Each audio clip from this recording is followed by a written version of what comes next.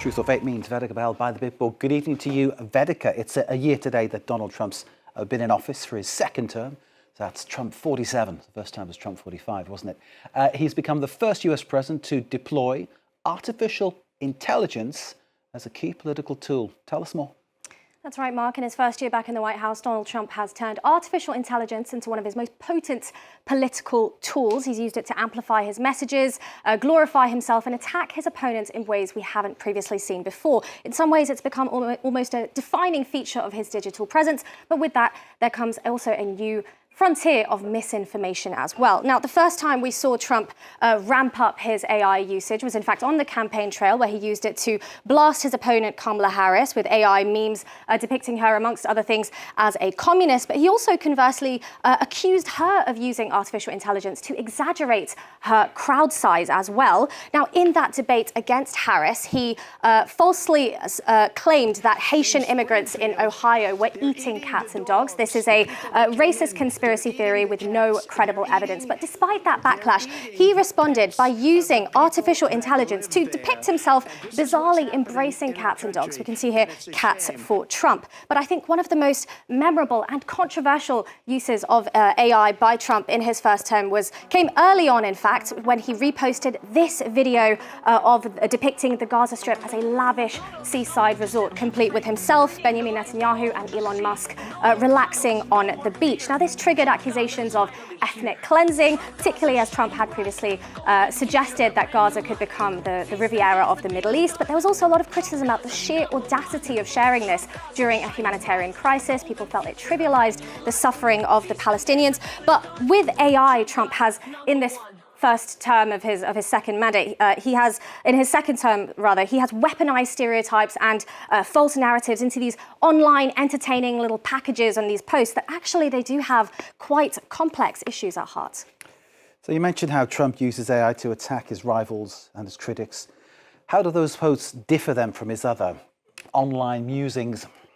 Well, you could argue that Trump shares his most provocative AI images for his opponents because he uses them to rally his conservative base against them. He used AI, for example, to make digs at Canada during a period of disaccord between the two neighbours, where he was at the time suggesting that Canada could become the 51st US state. He also shared quite controversial videos depicting Barack Obama being arrested in the Oval Office, later put into an orange prison jumpsuit. He shared another of House Minority Leader Hakeem Jeffries, complete with Mexican sombrero and the deepfake voice of Chuck Schumer. And these certainly did gain accusations, of racism by Trump, but it also certainly unleashed a wave of vitriol and hate from his supporters against his opponents. Furthermore, following nationwide No Kings rallies across the United States against his administration, he responded with this AI video depicting himself wearing a king's crown in a fighter jet, dropping feces on those very American protesters. So it's a very clear jab, very direct jab at his critics there. But it's not just attacks, Mark. We all have also seen Trump use AI to glorify himself, depicting himself as a king, as Superman, even the Pope after the Pope died as well. I wish we had time to go through all of the examples, but unfortunately we don't. It's very difficult to actually stop with the scale of what he's done, and whoever's working with him has put together. But you've put together a really interesting, sometimes quite funny and sometimes quite sick choice there, Vedika. Trump's reaction then, when questioned about his use of AI. Tell us about that.